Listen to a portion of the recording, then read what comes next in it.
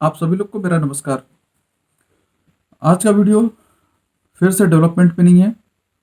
आज का वीडियो है कुछ ऐसे एलिगेशन पे जो सोशल मीडिया के थ्रू हमारे गांव के एक प्रत्याशी ने मेरे पे लगाए हैं।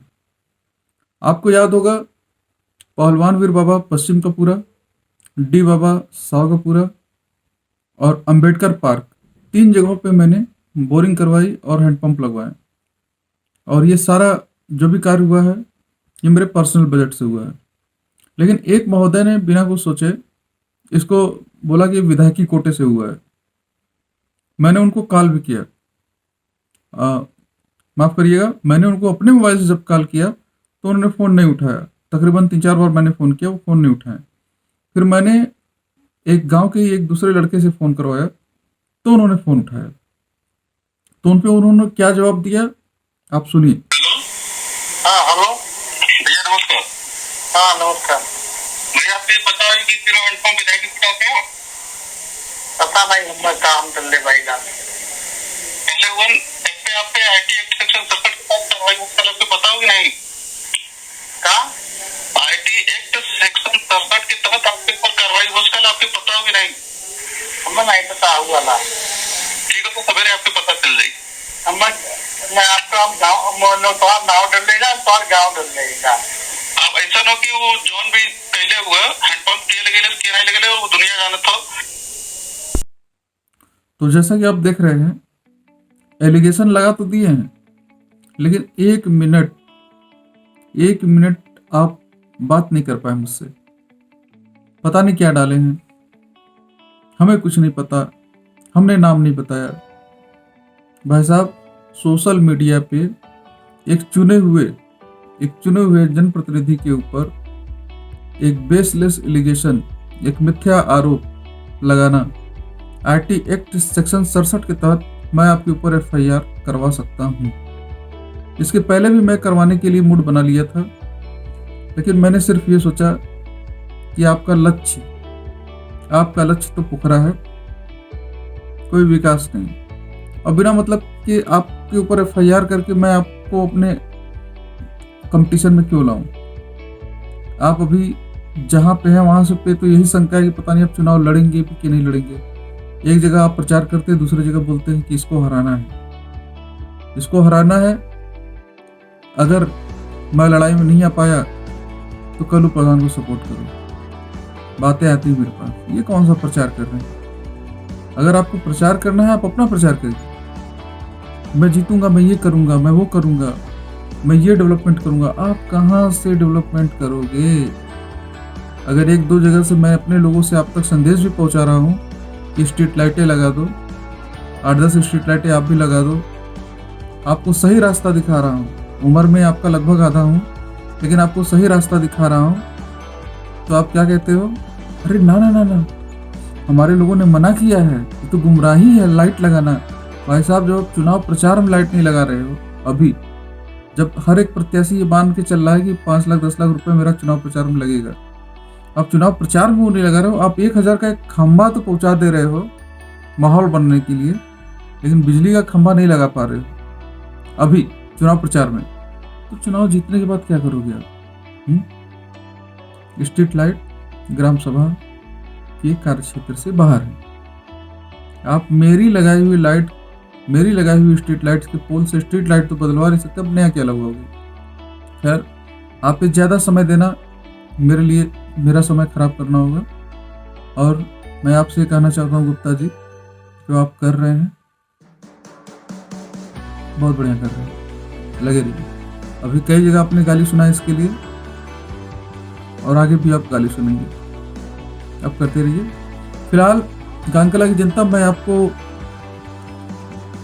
एक इन्फॉर्मेशन देना चाहता हूँ। ये तीनों जो हैंडपंप लगे हैं, इन तीनों हैंडपंप में मुझसे कहीं ज़्यादा योगदान आपके ही गांकला मार्केट के एक दुकानदार हैं, नितिन आर्य जी, मेरे बहुत ही अच्छे मित्र। कहा जाता है कि जब इंसान का बुरा समय होता है उस समय मित्रता की पहचान होती है, तो समझ लीजिए कि अब इनकी पहचान की जरूरत नहीं है। ये जो भी हैंडपंप लगे हैं, ये इन्हीं के यहाँ से उधारी सामान आया है, और इसके लिए इन्होंने अपने भाई से छुपकर मेरे यहाँ सामान भेजा है और ग्राम प्रधान और ग्राम सभा गांगकला की जनता की तरफ से नितिन भाई आपका बहुत बहुत शुक्रिया। आपका पेमेंट जल्द से जल्द कर दिया जाएगा। आपने पेमेंट कभी नहीं मांगा है, 2 साल पहले 3 साल पहले से ग्राम सभा की काफ़ी उधारी हो गई है, लेकिन आपने मेरे वादे पूरे करने में मेरा सहयोग किया, इसके लिए आपका दिल से धन्यवाद भाई। आप जैसे मित्र ईश्वर करे सभी लोग के पास हो। तो जनता लोग, ये जो हैंडपंप लगे हैं ये उधारी का हैंडपंप है और इसका पैसा जैसे ही मेरे पास मेरा पर्सनल पैसा आ जाता है अप्रैल मई तक, मैं नितिन भाई को दे दूंगा। और गुप्ता जी आप लगे रहिए। आपने कम से कम 3 हैंडपंप उन लोगों तक पहुंचा दिए, इसका एडवर्टाइजमेंट कर दिया जो लोगों को नहीं पता था। इसके पहले आपने स्ट्रीट लाइट का प्रचार किया था और इसके पहले आपने ये भी प्रचार किया कुल गांगकला में आपने घूम के कि पूरे गांगकला की 600 शौचालयों में 6 शौचालय खराब है। ये आपकी देन है गुप्ता जी कि लोगों को ये पता चला कि गांगकला में मात्र 1%, 600 में 6 शौचालय मतलब 1% शौचालय की स्थिति खराब है। और उनका आप पता करिएगा, लगभग सारे के पेमेंट हो गए हैं, अभी सिर्फ एक लोग का पेमेंट बचा है और मैंने उसे समय ले रखा है। आपने जो मिडिल स्कूल और प्राइमरी स्कूल के शौचालय का फोटो डाला है, तो भाई साहब आपकी जानकारी के लिए बता दूं, इतना सा पैसा मिला है सिर्फ, और उसमें भी प्लम्बर को 10,000 रुपये दे दिया गया था। ये प्लम्बर है शेषनाथ।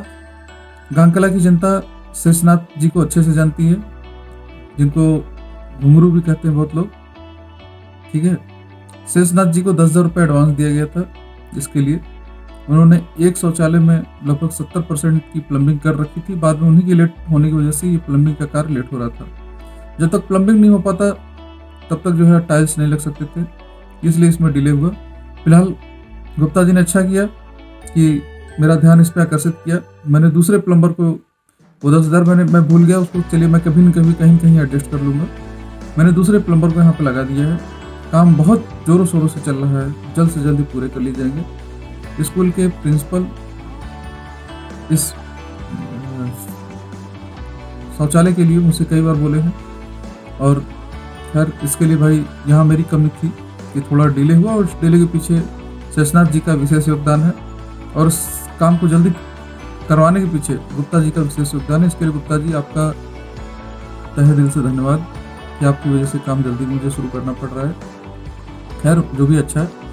और आप लोग की जानकारी के लिए बता दें कि मिडिल स्कूल और प्राइमरी स्कूल दोनों स्कूल के फर्शों के टाइल लगाने के लिए ग्राम सभा के खातों में लगभग 4 लाख का बजट आया है, जिससे ग्राम सभा के जिससे इन दोनों स्कूल की फर्श के टाइल्स लगाए जा रहे हैं। संभवतः इसमें पूरे कमरों के टाइल्स तो नहीं हो पाएंगे, लेकिन कम से कम 2 कमरों के टाइल्स हम पहले ही लगा दे रहे हैं। सारे बजट को नहीं यूज किया जा रहा है, क्योंकि ऑर्गेनाइज तरीके से इन बजट को यूज किया जाएगा।